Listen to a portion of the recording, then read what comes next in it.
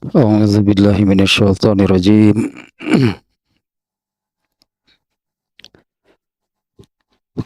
Kajian At-Tafsirul Munir surat Al-Mulk, surat ke-68. Nomor suratnya surat ke-68 ya. Surat kedua dari juz 29. Bagian akhir ya, bagian akhir dari surat Al-Qalam, yaitu dari belum ke akhir ya, bagian keempat, yaitu dari ayat 34 sampai 43. Nah, diawali dengan pernyataan dari Allah yang ternyata ini membuat kebakaran jenggot nih orang-orang kafir Quraisy ya, saat ayat ini turun ya.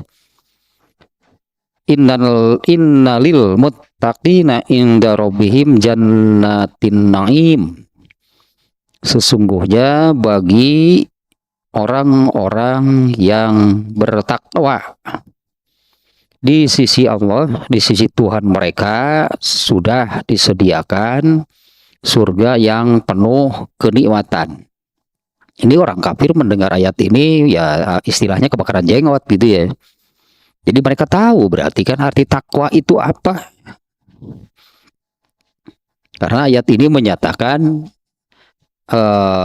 maknanya demikian, tadinya Allah sudah siapkan, sudah Allah sediakan bagi mereka surga yang hanya berisi yang penuh dengan kenikmatan. Nah, Allah menyebutkan itu bagi al-muttaqin. Nah, orang-orang kafir saat itu berarti sudah tahu arti takwa itu apa. Nah, yang kemudian ya kata Muqatil kemarin ya, ketika ayat ini turun, orang-orang kafir berkata kepada kaum muslimin, orang-orang kafirnya di orang kafir Quraisy berartinya, berkata kepada kaum muslimin, innallaha faddalna alaikum fid dunya. Sesungguhnya Allah sudah memberi keutamaan kepada kami di dunia ini. Fala budda an yufaddilana alaikum fil akhirah. Maka di akhirat nanti juga pasti Allah memberikan keutamaan kepada kami sehingga mereka ini gitu ya lebih mereka ini lebih mulia, lebih utama, lebih nikmat gitulah gitu ya di surganya dibandingkan dengan kaum muslimin, dibandingkan dengan orang-orang Islam, orang-orang yang beriman kepada Rasulullah SAW saat itu. Nah, kemudian di ayat berikutnya Allah menurunkan bantahannya. Nah, ini kemarin sudah selesainya, ada 5 bantahannya. Ya, satu, Allah mempertanyakan, bagaimana bisa kalian menyimpulkan demikian? Karena secara akal, jadi duanya bantahan dari Allah itu dalil akli, secara akal, mana mungkin Allah akan memberikan balasan yang sama bagi orang-orang yang beriman kepada Rasulullah-nya, bagi orang-orang yang taat dengan orang-orang kafir saat itu. Perbandingannya sangat jelas. Yang satu beriman, yang satu muslim, yang satu kafir. Tapi kan pelajaran, tetapnya kita mengambil pelajaran dari ayat ini bahwa Allah tidak akan memberikan balasan yang sama kepada orang-orang yang taat dengan orang-orang yang durhaka. Ya, kata durhaka ini kan tidak tertutup kemungkinan ada orang Islam yang durhaka. Mana mungkin Allah memberi balasan yang sama. kepada orang-orang yang kalau dengan kafirnya, kalau saya sering demikian ya, karena kalau Allah menyebut orang-orang yang celaka, orang-orang yang dihinakan, itu adalah orang-orang kafir. Tapi kalau di dalam hadis kan, ini bisa dijadikan pegangan yang ini nih ya, bahwa yang ini sering kan hadis ini terbawa ya. Orang terakhir yang dikeluarkan dari neraka adalah orang yang hanya punya iman sebesar debu, artinya beragama Islam, tapi di nerakanya amat sangat lama. Ini orang Islam yang durhaka. Kemudian satu lagi nih ya, sebagai dalilnya nih ya, bahwa banyak berarti orang Islam yang durhaka, yang pasti celaka itu banyak. Satu lagi hadisnya yang menerangkan bahwa Allah akan memisahkan orang kafir dengan orang Islam nanti ketika masih di mahsyar. Ya, Allah pisahkan ya orang kafir dengan orang-orang Islam. Orang kafir langsung masuk neraka dari sana. Sementara orang Islam dari mahsyar ini kemudian kan menyeberang jembatan jahanam namanya. Ya, Jisru Jahanam, jembatan jahanam. Nah, Rasulullah SAW menerangkan bahwa beragam orang yang menyeberang di sana. Ada yang secepat kilat. Selamat artinya langsung ya, bahkan secepat kilat gitu sampai di seberang. Ada yang secepat angin, ada yang secepat burung terbang, ada yang berlari, ada yang berjalan, ada yang merangkak. Ada yang jatuh di sana ke neraka berarti. Nah, ini juga celaka berarti. Kenapa? Karena durhaka pasti. Satunya bantahan dari Allah yang kemarin ya, diulas sedikitnya yang ini nih. Allah mempertanyakan malakum kaifa tahkumun, itu di ayat 30 satunya, ayat 31. Bagaimana mungkin itu kalian bisa menyimpulkan demikian? Tadi terutamanya bantahan kepada orang kafir yang mengatakan, ya cobalah lihat kondisi saat itu ya, orang-orang kafir dengan orang-orang yang beriman kepada Rasulullah, kaum muslimin, para sahabat. Di awal memang iya kondisi para sahabat itu kondisinya itu ripuh gitulah, ripuh waktu awal-awal secara ekonomi, secara segala hal gitulah. Orang-orang kafir saat itu merasa mereka ini lebih dimuliakan oleh Allah, dibahagiakan oleh Allah. Nah, bagaimana kalian bisa berkesimpulan demikian? Satunya bantahan dari Allah. Kemudian yang kedua, atau apakah kalian punya kitab yang diturunkan oleh Allah lalu kalian mempelajarinya? Ya, innalakum fihi ma takhayyarun. Nah, di dalam kitab itu ada keterangan ada keterangan gitunya yang menunjukkan bahwa kalian itu bebas memilih apa yang kalian mau. Artinya di akhirat nanti jadi manusia bebas memilih.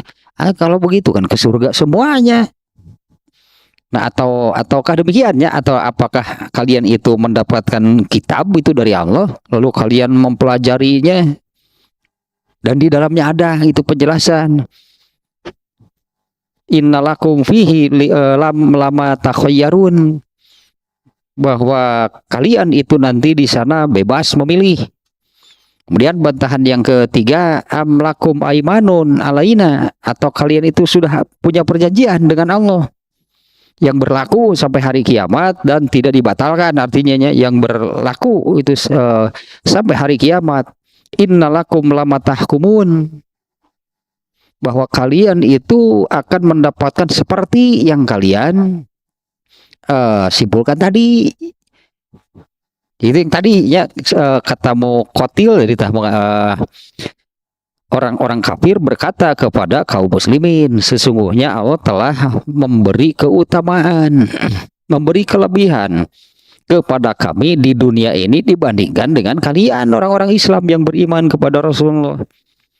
Fala buddha wa an yufadilana alaikum fil akhirah. Maka kondisinya pasti seperti ini juga di akhirat. Itu kesimpulan orang-orang kafir. Nah, ini bahan bantahannya dari Allah ya. Salhum ayyuhum bidzalika zaim. Tanyakan olehmu wahai Muhammad kepada mereka, siapa sih yang bertanggung jawab, itulahnya. Siapa yang bertanggung jawab? Siapa yang membuat kesimpulan demikian kemudian kan jadi menyebar gitu ya. Pemahaman ini pada orang-orang kafir Quraisy saat itu, di mana mereka meyakini seperti yang tadi diungkapkan, di dunia saja kita sudah seperti ini, di akhirat pasti sama. Amlahum syuraka'u fal ya'tu bi syurakaihim wa in kanu shodiqin. Atau mereka itu punya apa namanya, Tuhan-Tuhan lain lah, atau mereka itu punya Tuhan-Tuhan lain yang bisa mewujudkan apa yang mereka katakan itu.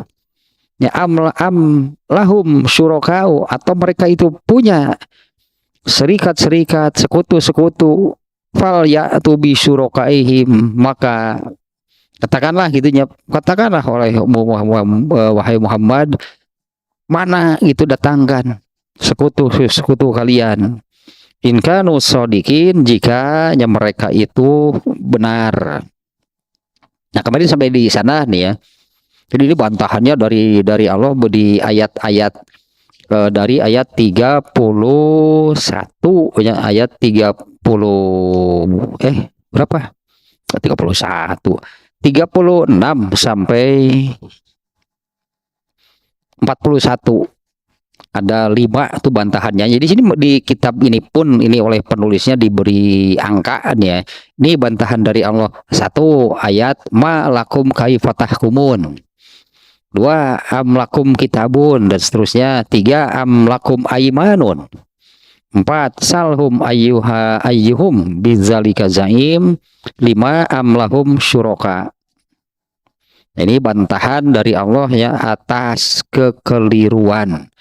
Lebih dari itu namanya bukan kekeliruan lagi, atas kesesatan pemahaman, kesesatan keyakinan mereka.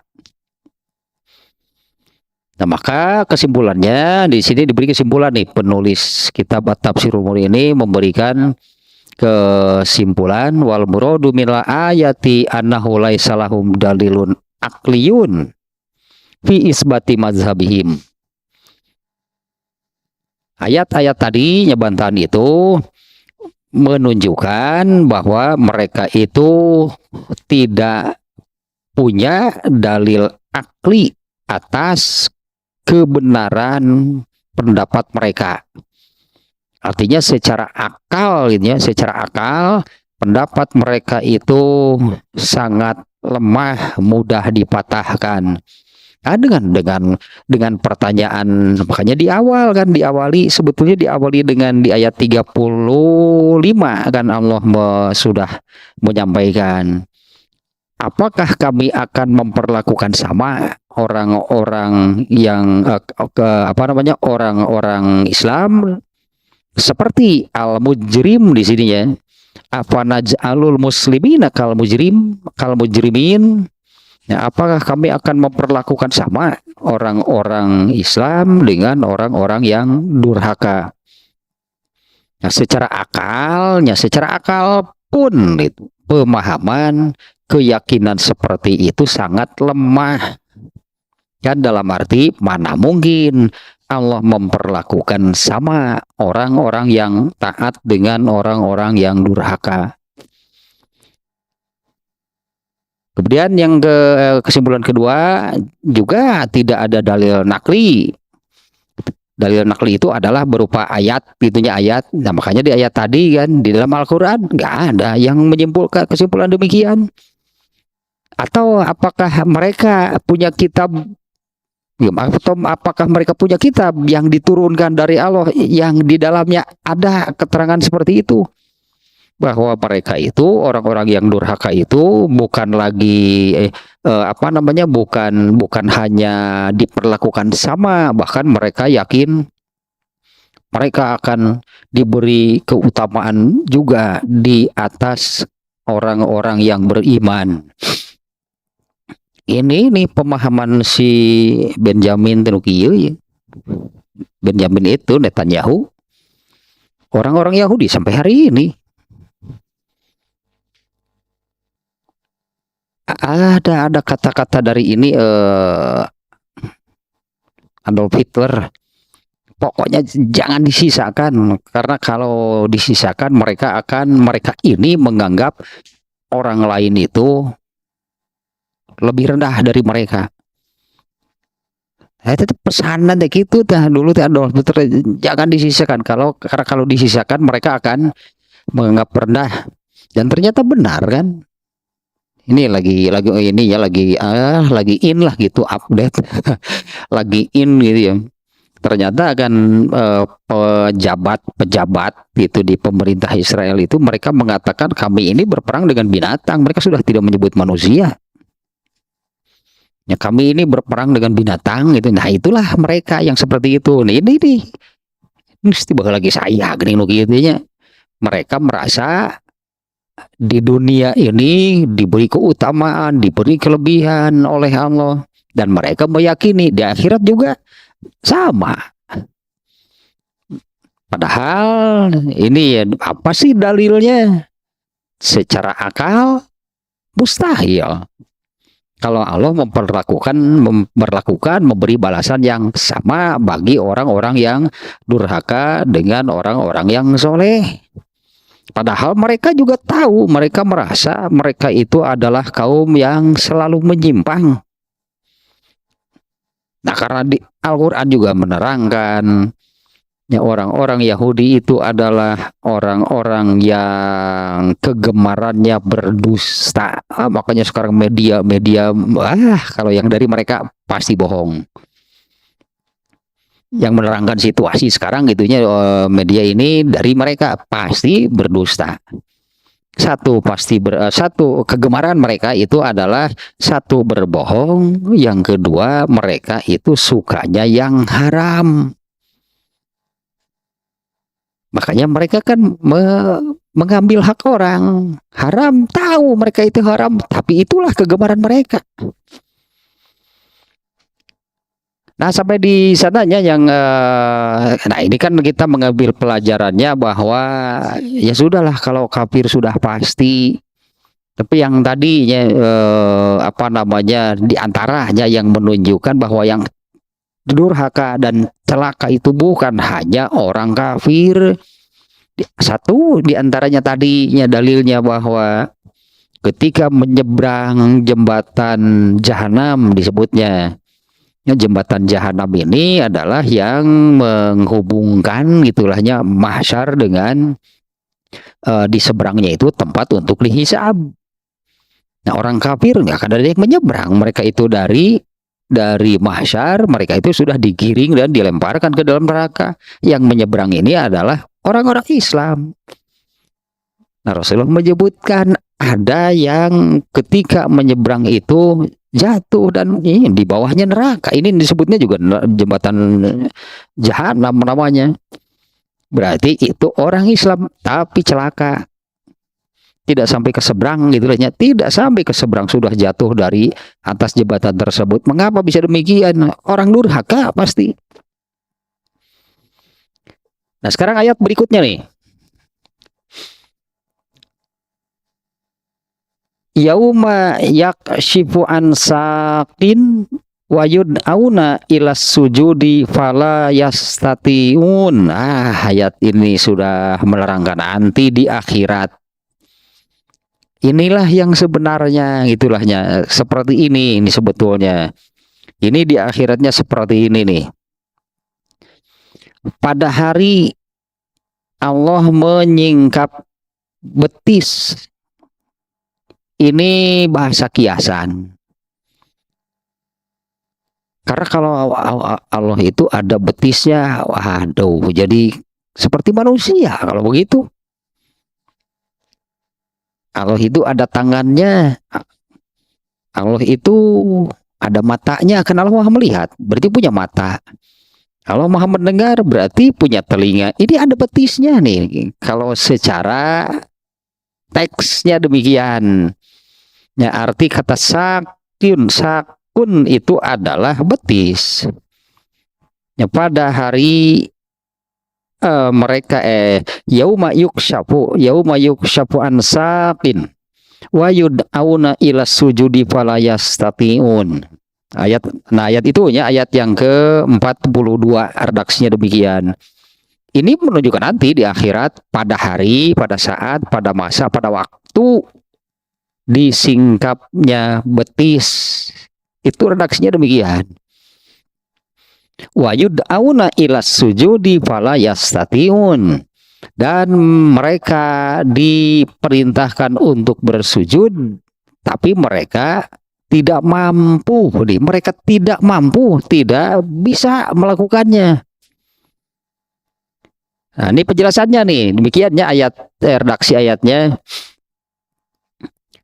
Maknanya, karena ini makna kiasan nih, bukan betul-betul Allah memperlihatkan betisnya seolah-olah seperti misalnya kita yang memakai kain sarung atau memakai celana panjang, lalu kita tarik sarung itu ke atas sehingga betisnya kelihatan. Jadi bukan seperti itu maknanya.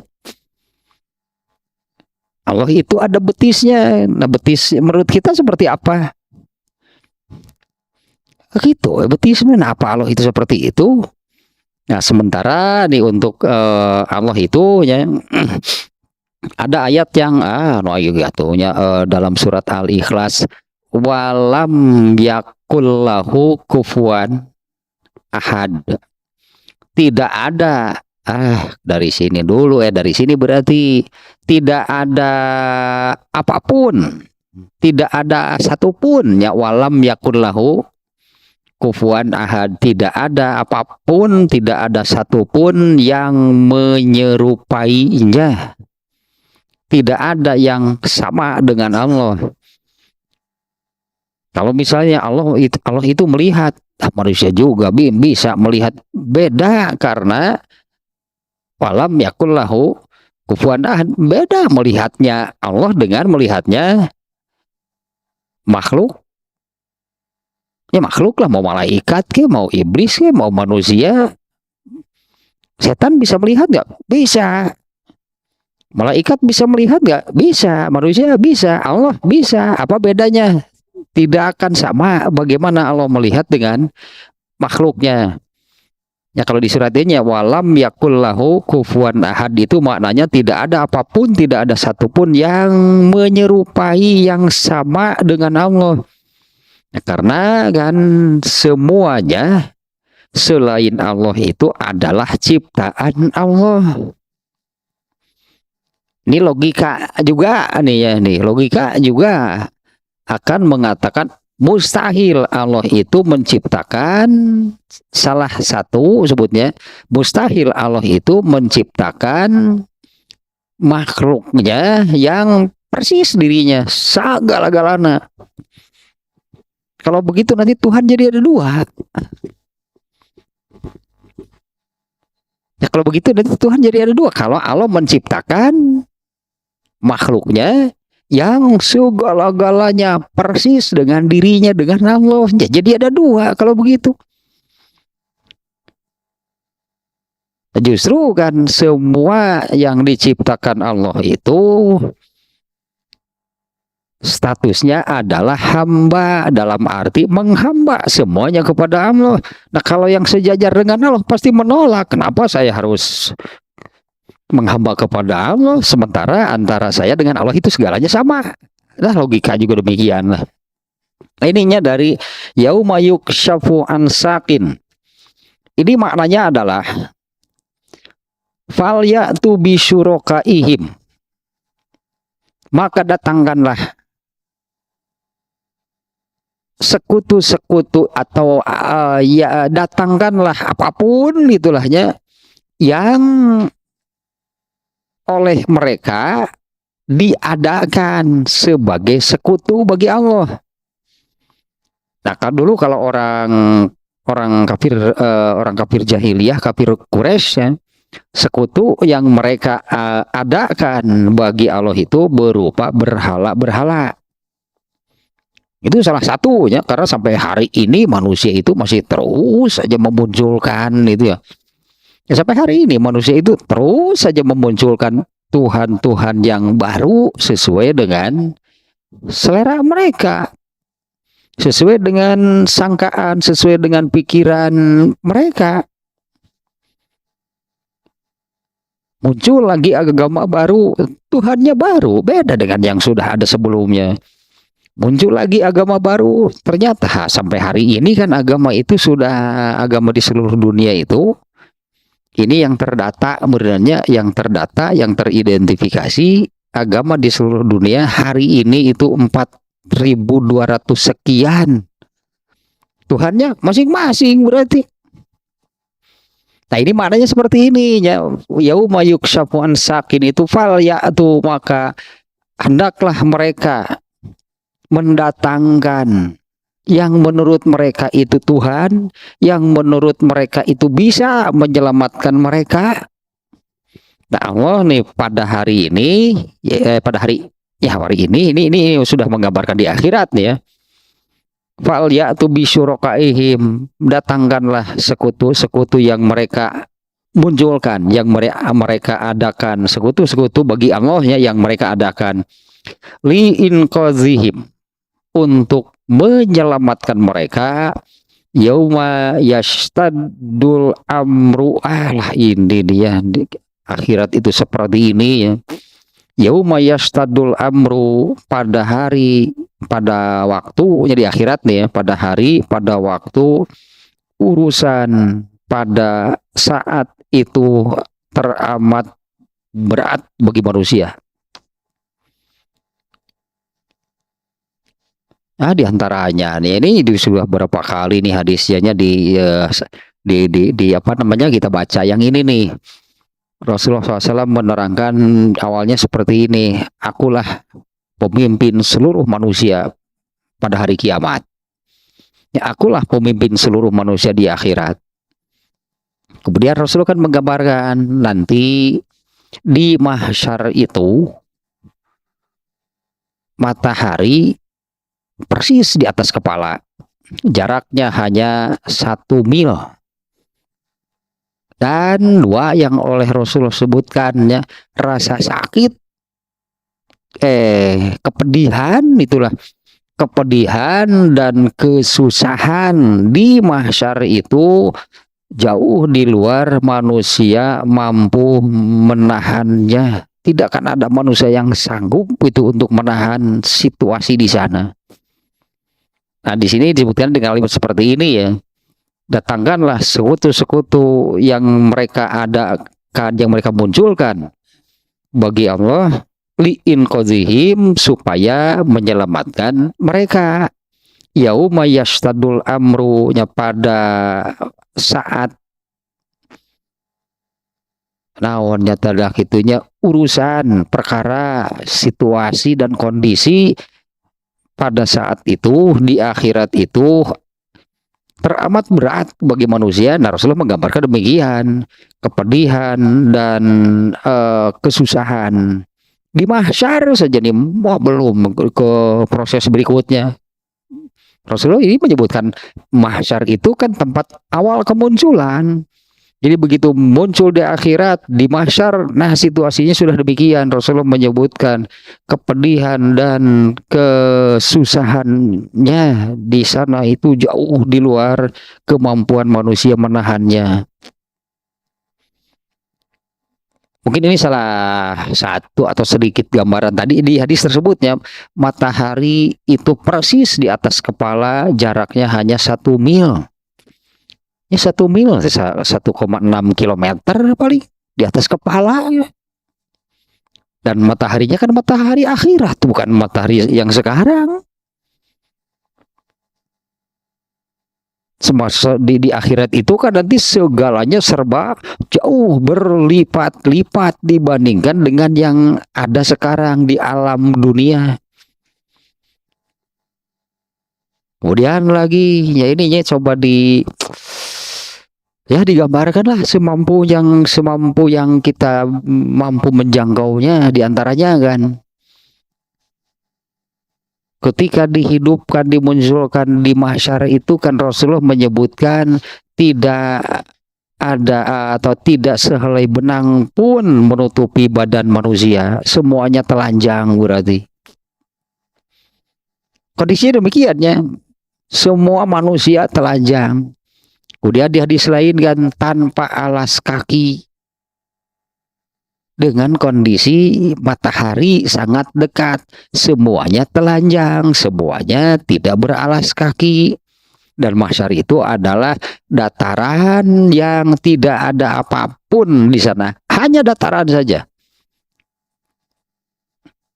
Sebutnya turunnya abring-abringan, tak abring-abringan, dan ngabringkan itu kadi itu ditaranjang beri nyereker dengan situasi yang mau berteduh di mana, karena tidak ada apapun kecuali dataran saja yang sangat luasnya berwarna putih.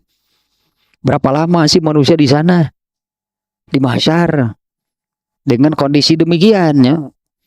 Nah, Rasulullah SAW juga menyebutkan, sudah menerangkan bahwa satu hari di mahsyar itu sama dengan 50.000 tahun manusia di bumi, waktu dunia gitulahnya. Satu hari di mahsyar itu sama dengan 50.000 tahun waktu dunia, dengan kondisi demikian. Pantaslah kalau di sini menyebutkannya yauma yashtadul amru, urusan pada saat itu teramat berat itu bagi manusia. Wa ya'zamul khatbu fil qiyamah. Nah, itu urusannya teramat beratnya. Nah, tadi sudah digambarkan lah di mahsyar saja, itu baru di tempat awal kemunculan sudah demikian. Ya, kepedihan dan kesusahan di sana di luar jangkauan kemampuan manusia menahannya.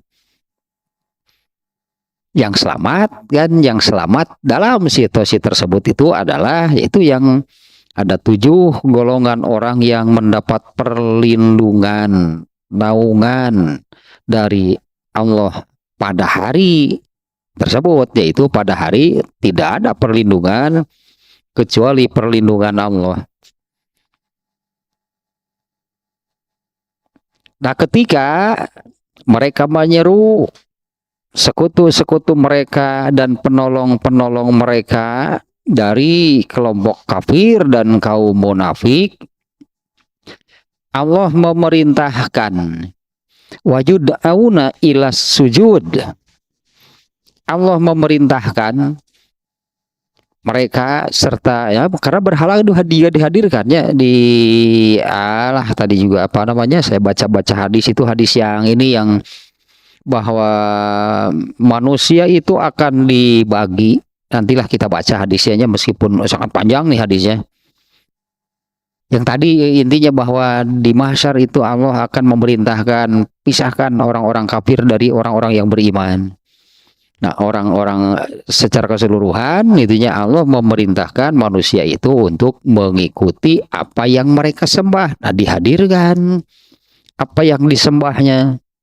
Nah, di ayat ini ya Allah memerintahkan mereka dan yang disembahnya itu untuk bersujud kepada Allah, yaitu orang-orang kafir dan orang-orang munafik. Ya, orang-orang kafir, orang-orang munafik, orang yang durhaka diperintahkan sujud kepada Allah. Di sini maksudnya adalah ini maknanya seperti ini nih. Karena ayatnya ya wayud'auna ilas sujud, mereka itu diperintahkan sujud pada hari, kan ayatnya tadi demikiannya, pada hari betis itu disingkap dan mereka diperintahkan untuk bersujud, tapi mereka tidak sanggup untuk bersujud. Nah, di sini bersujud itu bukan sujud seperti di dunia ya. Bukan sujud seperti di dunia. Kalau sujud di dunia ini diperintah sujud itu untuk ini nih katakanlah untuk menunjukkan taat nggak kepada Allah? Ketika Allah memerintahkan bersujud, orang-orang yang taat kepada Allah pasti akan melakukan, karena Allah memerintahnya bersujud, ya bersujud dah pasti dilakukan. Nah, kalau di akhirat ini Allah memerintahkannya wajud auna ila sujud, mereka diperintahkan untuk bersujud itu, ini untuk apa namanya ya, merendahkan, untuk mencaci, mencerca mereka. Maksudnya demikian ya, mereka diperintah sujud itu untuk mencaci, mencerca, menghina mereka atas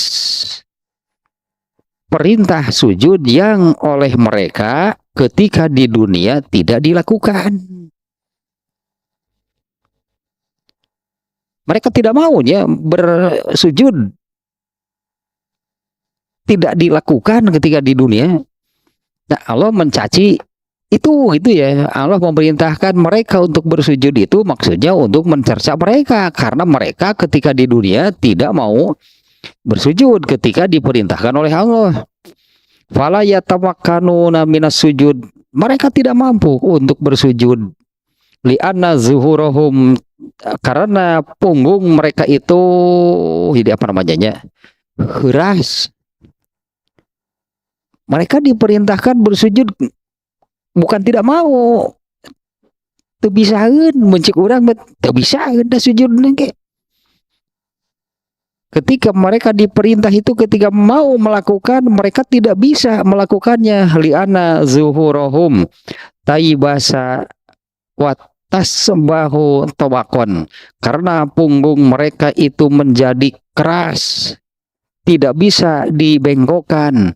Fala tali nulis sujud, nah, tidak bisa di naon sih kurang banyak bahasa orangnya, pokoknya tidak bisa dibengkokkan lah gitunya. Punggung mereka itu menjadi keras, tidak bisa dibengkokkan untuk melakukan sujud. Ini ayatnya apa namanya ya, sekali lagi bahwa di sini wayud auna ila sujud, mereka diperintahkan untuk sujud, bukan seperti di dunia. Kalau di dunia Allah memerintahkan sujud itu ya intinya sebetulnya kan, semua yang Allah perintahkan itu untuk Allah lihat taat nggak ketika Allah memerintah sesuatu. Nah, kalau di dunia seperti itu, ya Allah memerintahkan sujud itu, Allah ingin melihat ketaatan manusia. Kalau yang taat pasti dilakukan. Allah memerintahkan sujud pasti dilakukan, pasti bersujud.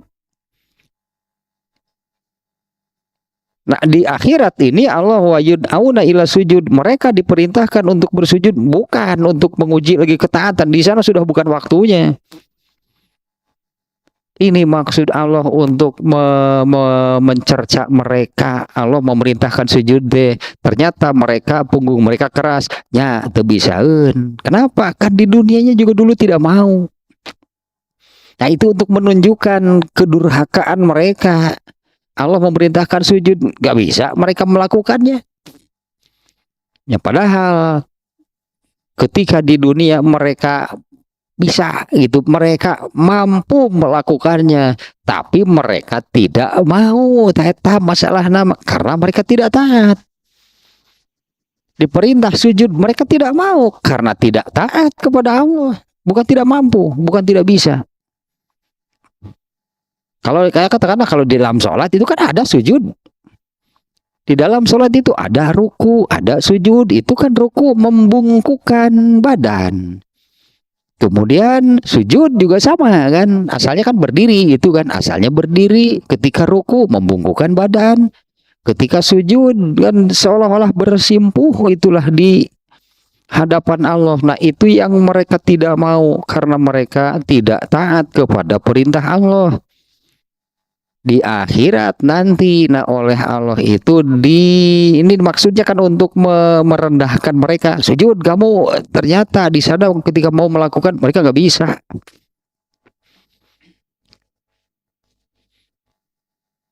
Dan ini di hadis berikutnya nih, ada hadis riwayat Al-Bukhari yang menerangkan ayat ini ya, tentang perintah sujud.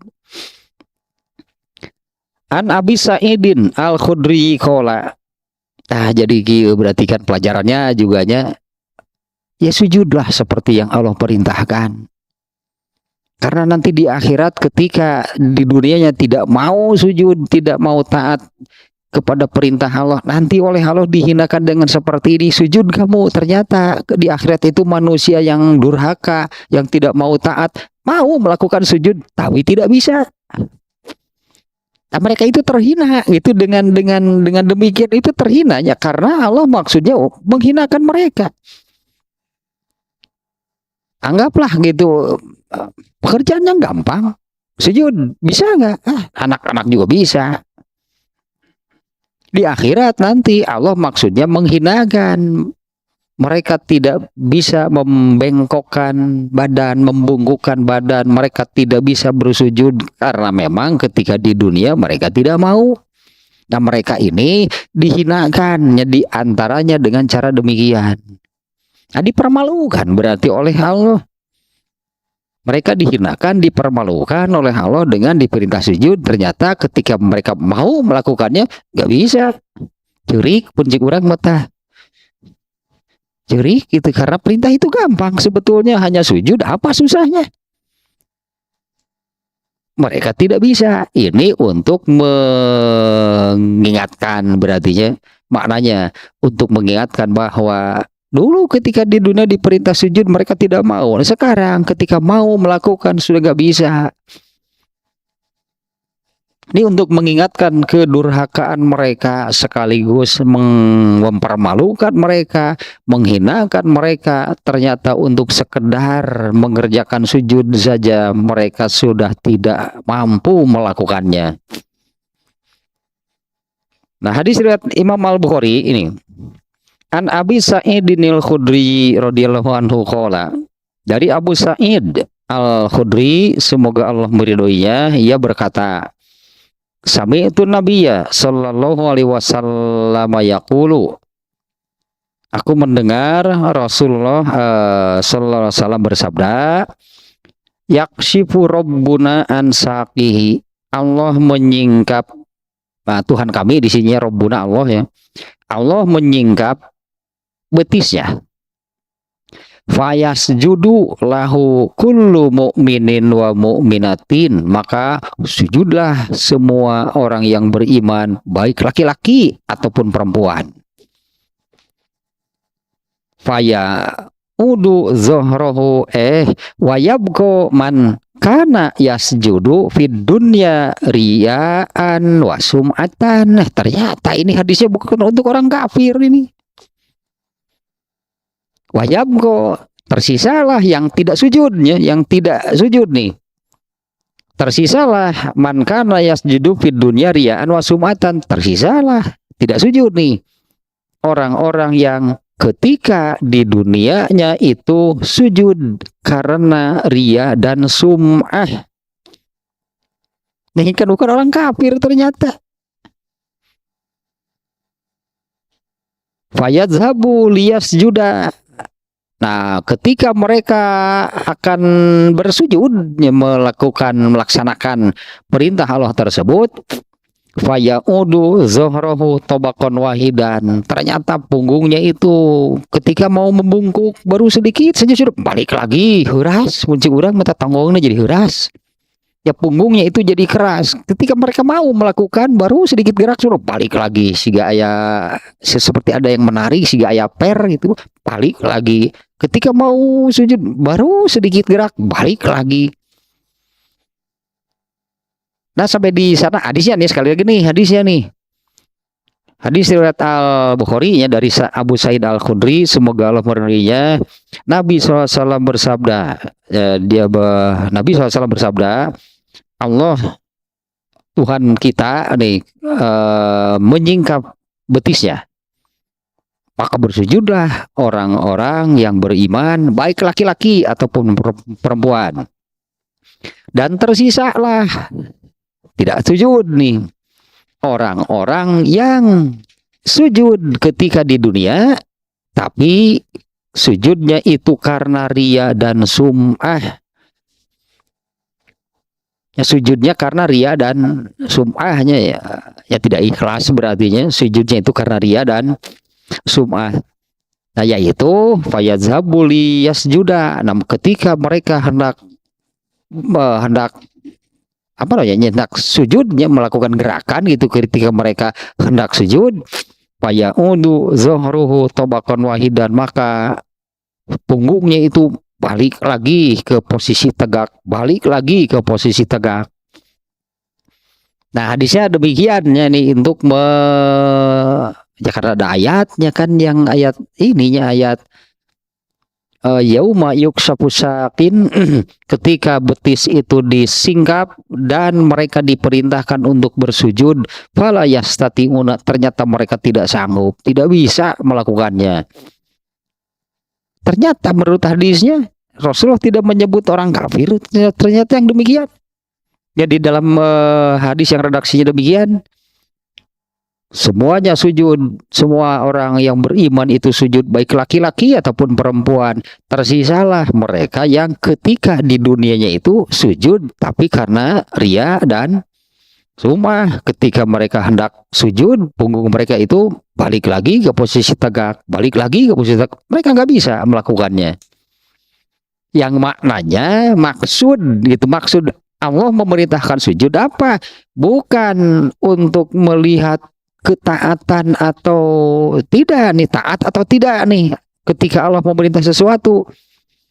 Nah kalau ketika di dunia ya kalau ketika di dunia iya benar Allah memerintahkan apapun ya, bukan hanya sujud. Allah memerintahkan apapun, Allah menetapkan apapun itu untuk melihat siapa yang taat, siapa yang durhaka. Kalau di sana kan itu maksudnya untuk mempermalukan, untuk menghinakan mereka. Nah ada penjelasan lagi sedikit nih. Wal muradu bi qoulihi yukshafu an sakin. Makna dari yukshafu an sakin, disingkapnya betis tadinya, pada hari disingkapnya betis, ini makna kiasan dari syiddatul amri wa azamul khotbi. Ini bahasa kiasan dari situasi yang tadi. Pada hari yuksapun ansakin itu mananya adalah pada hari, ini banyak seperti ini, pada hari situasi kondisi saat itu yang teramat berat. Nah, pada di akhirat kan intinya nanti di akhirat, tapi di Allah di sini tidak menyebut nanti di akhirat, nanti pada waktu itunya di mana keadaan saat itu teramat berat bagi manusia, tidak ada manusia yang sanggup untuk menahannya. Nah itu makna dari yauma yukshafu an sakin itu, ini bahasa kiasan, maknanya adalah syiddatul amri wa azamul khotbi. Berarti maknanya kan pada hari apa namanya yang teramat berat, beritilah itu ini kalau maknanya demikian. Pada hari yang situasi dan kondisinya teramat berat bagi manusia, mereka diperintahkan untuk sujud tapi mereka tidak mampu. Mereka tidak bisa itu melakukannya. Li'annallaha munazzahun anil jismiyati wa an kulli sifatil hawadis. Nah alasannya ini penjelasannya demikian ya, karena Allah kan tidak apa namanya tadi, Allah itu kan beda dengan semua makhluknya. Jangan-jangan ketika di ayat ini mengatakan pada hari disingkapnya betis, lalu di pikiran kita itu yang tergambar betis manusia. Yang tergambar dalam pikiran kita kalau mendengar betis ya gitu, betis manusia berarti. Nah di sini diterangkan maknanya, jadi ini bahasa kiasan, bukan betul-betul makna sesungguhnya Allah itu berkaki seperti manusia, pakai pakaian, lalu Allah mengangkat pakaiannya, jadi betisnya terlihat. Atau eta meninggali di dia, jelema nu di sarung, eta mah diangkat sarungna, tah katingali kelihatan betisnya. Ini bahasa kiasannya yang mananya adalah pada yauma yukshafu an sakin, itu mananya adalah pada hari situasi dan kondisi yang teramat beratnya bagi manusia. Nah, kemudian ayat berikutnya, khosyiatan absoruhum, ya khosyiatan absoruhum tarhaquhum zillah wa qad kanu yud'auna ila sujudi wa hum salimun. Ini masih sangat erat nih kaitannya, masih lanjutan dari ayat sebelumnya secara makna nih. Khosyiatan absoruhum, pandangan mereka tertunduk ke bawah, tarhaquhum zillah, mereka itu diliputi oleh kehinaan. Cek orang Sunda mah geus teu kuat ngangkat sirah, tertunduk saja gitulah ya, karena malu dia. Karena malu, karena mereka sudah merasa mereka itu sebagai manusia yang hina, yang dihinakan oleh Allah. Ya, bahkan kan buruknya manusia itu bisa menjadi makhluk terburuk dari seluruh makhluk, yang asalnya manusia itu kan makhluk terbaik, makhluk yang derajatnya katakanlahnya paling tinggi, tapi manusia itu bisa berubah menjadi makhluk yang paling buruk, yang derajatnya paling rendah. Nah, ini mereka tertunduk lesu. Kenapa? Malu, mereka tidak kuat mereka. Karena mereka sudah merasa bahwa mereka itu sebagai manusia yang hina. Pandangan mereka tertunduk ke bawah, diliputi kehinaan. Dan sungguh, ini mana ayatnya ya? Wa qad kanu yud'auna ila sujudi wa hum salimun. Dan sungguh dulu ketika di dunia mereka telah dipanggil, diseru untuk bersujud ketika mereka sehat, ketika mereka bisa, sebetulnya gitulah ya, ketika mereka sehat, ketika mereka bisa, tetapi mereka tidak melakukannya karena tidak taat kepada Allah. Mereka tidak mau melakukannya karena tidak taat kepada Allah. Ya itulah manusia-manusia yang durhaka. Ini di ayat 43-nya, ayat berikutnya demikian kurang lebih terjemahnya lah. Pandangan mereka tertunduk ke bawah, diliputi kehinaan, dan sungguh dulu ketika di dunia mereka telah diperintahkan untuk bersujud ketika mereka sehat, ketika mereka mampu melakukannya, tapi mereka tidak mau melakukannya. Nah, ini penjelasannya nih. Takunu absaruhum zalilatan khosiatan munkasiratan. Nah, pandangan mereka kosong, pandangan mereka pandangan mereka itu pandangan yang putus asa, hina. Ya, jadi kieu tah kita di akhirat ya gitu, durhaka teh orang-orang yang durhaka seperti ini nanti.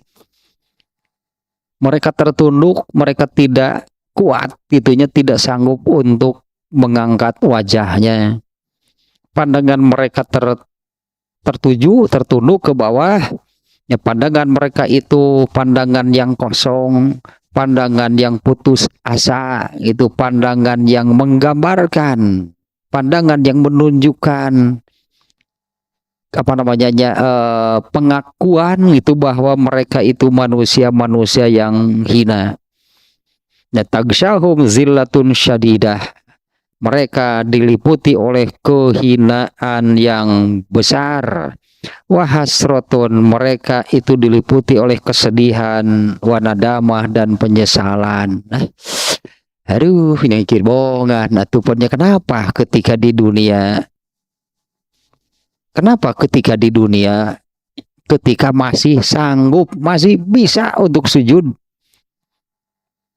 melaksanakan perintah Allah, mereka tidak mau, bukan tidak sanggup, bukan tidak bisa. Ayatnya juga sudah menunjukkan demikiannya. Nah ini berarti nanti di akhiratnya seperti ini. Mereka diliputi oleh kehinaan, mereka diliputi oleh kedukaan, rasa sedih dan penyesalan yang cek bahasa Sunda teh mah kaduhung segede gunung leutik gunung mah.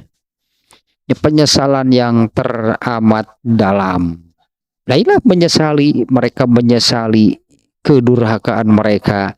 Mereka menyesali kenapa dulu waktu di dunia tidak mau sujud, padahal bisa. Nah, oleh Allah kan di akhirat dites oleh Allah di akhirat sujud. Ketika mereka mau sujud, ternyata keras itu kan tulang punggungnya, mau bergerak mau sujud balik lagi cerik mencek orang mah di itu tah karena tidak bisa. Padahal mereka mau kan, kalau di sana mereka mau melakukan tapi tidak bisa. Nah itu akibat dari ketika di dunianya mereka bisa tapi tidak mau. Kalau di akhirat mau tapi tidak bisa untuk sujud. Ya itu untuk salah satunya bentuk bagaimana Allah mempermalukan mereka, Allah menghinakan mereka. Diperintah sujud saja mereka keras, tulang punggungnya keras. Barulah, nah ini di sini disebutnya tagsyahum zillatun syadidah. Mereka itu diliputi oleh kehinaan yang besar. Wahasarotun, mereka itu merasa ya telah kedukaan yang berat, yang besar. Wanadamah, dan rasa penyesalan yang teramat dalam. Ya waqad kanu fid dunya dan ketika di dunia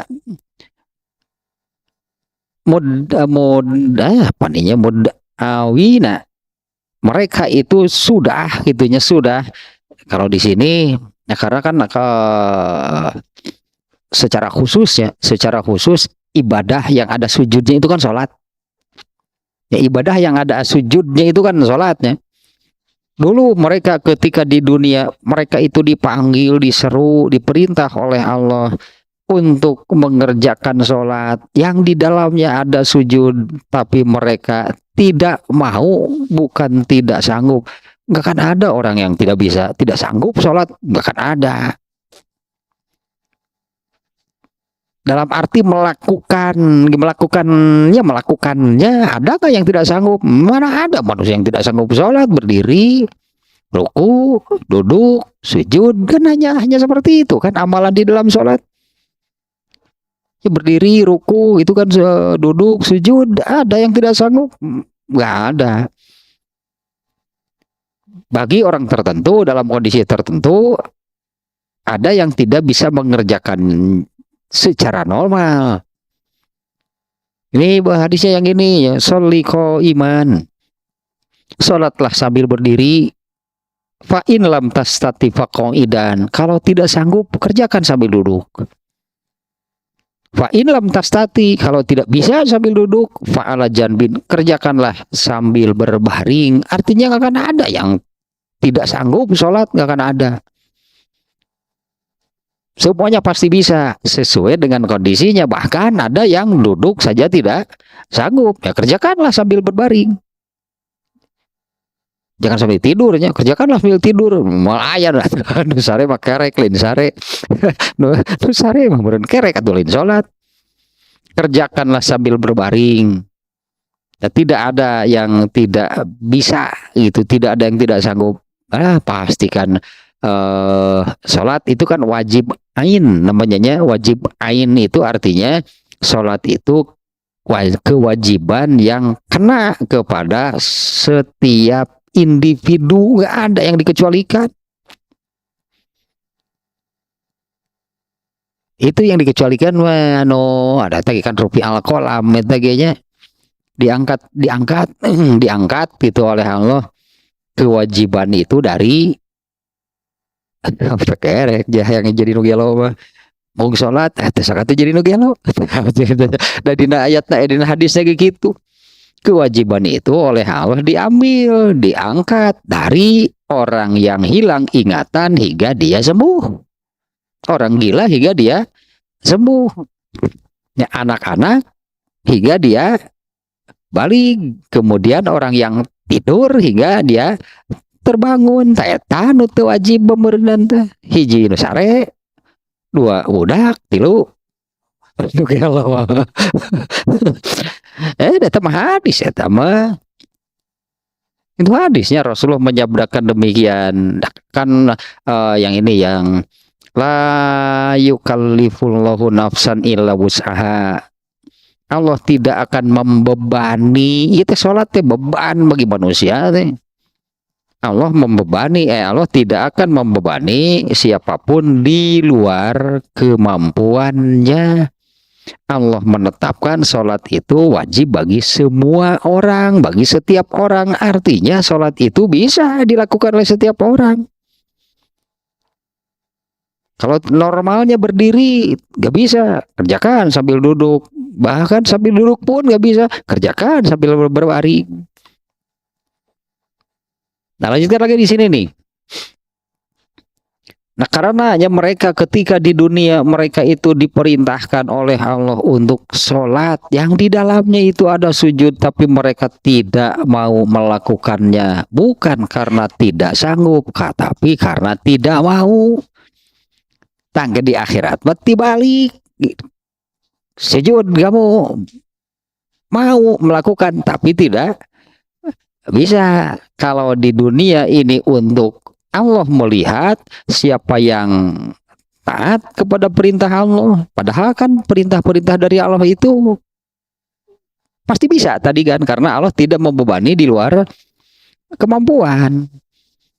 Kalau di dunia itu untuk Allah melihat siapa yang taat, siapa yang tidak taat. Kalau di akhirat nanti perintah sujudnya itu untuk nganyeri, unjek urang mah teh bahasa Sunda nama nganyeri Allah teh.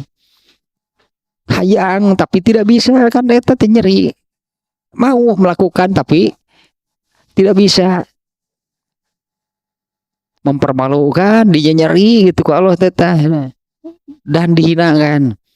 Karena mereka ketika di dunia diseru, diperintahkan untuk mengerjakan sholat yang di dalamnya itu ada sujud, mereka tidak mau. Yang mereka menolak, yang menolak mengingkari lah.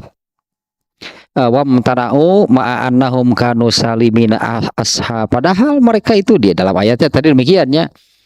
Mereka telah diseru, diperintah oleh Allah untuk ketika di dunia mereka telah diperintah oleh Allah untuk bersujud salimuna ketika itu dalam keadaan sehat. Ini disebutkan nih ayatnya demikiannya. Dahulu ketika di dunia mereka diseru, diperintah oleh Allah untuk bersujud dalam keadaan sehat, tetapi mereka tidak mau melakukan. Ya, mereka itu ketika di dunia ya sehat bisa gitunya. Mutamak kini nominal fi'li ya pasti bisa melakukannya. La ilala wala mawani'a, tidak ada alasan apapun dan tidak ada sesuatu yang menghalangi mereka sehingga tidak bersujud. Nggak ada sebetulnya alasan apa sih sampai tidak sujud. Apa sih yang menghalangi mereka? Tidak ada sebetulnya, kecuali tidak mau, mereka tidak mau taat, artinya karena mereka tidak taat kepada Allah sehingga mereka tidak melakukannya. Nah, inilah ya orang-orang yang durhaka yang di ayat sebelumnya, ayat berapa tadi, yang yauma yukshafu an sakin. Itu maksudnya adalah pada hari kiamat di akhirat yang situasinya teramat berat. Allah menghinakan mereka dengan cara demikian. Ya, Allah memerintah sujud tapi mereka tidak bisa melakukannya. Wajah mereka, penglihatan mereka tertunduk lesu tadi ya, diliputi oleh kehinaan yang besar. Nah, karena ketika di dunia mereka diperintahkan untuk bersujud, padahal mereka bisa. dalam keadaan sehat disebutnya di ayat ini ya. Padahal mereka bisa, tapi mereka tidak mau melakukannya. Tah dua ayat sampai di sana dah. Dan ini sebetulnya ya, ini sebetulnya jadi seperti ini. Kenapa sih tidak mau? Kenapa tidak mau bersujud ketika Allah memerintahkan? Hakikatnya atau benang merahnya, bima annahum takabbaru anis sujudi. Hakikatnya mereka itu takabur. Mau tidak mau kan ya jadi seperti ini. Kenapa mereka tidak mau bersujud? Mereka itu hakikatnya takabur. Padahal kan bisa kalau mau, tapi kenapa tidak melakukannya? Benang merahnya adalah mereka itu takabur. Dalam arti apa? Merasa tidak pantas untuk melakukannya. Merasa tidak pantas untuk taat kepada Allah. Berat, takabur kan berat. Takabur itu dosa yang besar. Padahal sehat, mampu dan sebagainya lah gitunya. Jadinya makanya benang merahnya apa? Ya kenapa tidak mau melakukan ketika Allah memerintah? Kalau tidak mau, takabur berarti secara tidak langsung lah itunya mereka merasa tidak pantas untuk melaksanakan apa yang Allah perintahkan. Eta nama matak berat nama gitu yang akan menjadi berat bagi mereka. Intinya mereka tidak mau melakukan itu karena takabur, bukan tidak sanggup kan ya, bukan tidak sanggup karena mereka tadi dalam di ayatnya pun menyebutkan sehat, mereka itu gak ada apa-apa, tidak ada alasan, tidak ada hal apapun gitu yang menghalangi mereka untuk melakukannya, kecuali ya karena ini saja, kecuali karena tidak taat. Ketidaktaatan itu secara tidak langsung menunjukkan ketakaburan, yaitu merasa tidak pantas untuk melakukan apa yang Allah perintahkan. Nah, itu yang menjadi berat bagi mereka. Terselatah dua ayat tambahannya yang rangkaiannya sampai ayat berapa nih tadi? Iya sampai ini nih ayat bagian yang ini dari ayat 34 sampai 43. Nah yang terakhir yang barusan yaitu yang apa namanya pandangan mereka tertunduk ke bawah, tertunduk lesu, diliputi kehinaan, kepedihan tadinya dan penyesalan yang teramat dalam. Kenapa mereka demikian? Nah, karena mereka juga ingat berarti karena ketika di dunia dulu mereka diperintah sujud, padahal sanggup, padahal bisa itu ketika di dunia. Tapi mereka tidak mau. Nah, ketika di akhirat mereka mau melakukan, sudah tidak bisa. Nah, dihinakanlah oleh Allah dengan cara demikian. Nah, beres tanya bagian keempat kalau nggak salahnya dari beberapa bagian itu dari awal. Jadi berarti masih ada nih lanjutannya ayat 50 berapa nih? Ayat 44 sampai 52. Nah, ini bagian terakhir nih karena seluruhnya itu 52 ayatnya surat Al-Qalam. Yang bagian terakhirnya ada dijadikan satu rangkaian, ya satu bagian yaitu ayat 44 sampai 52.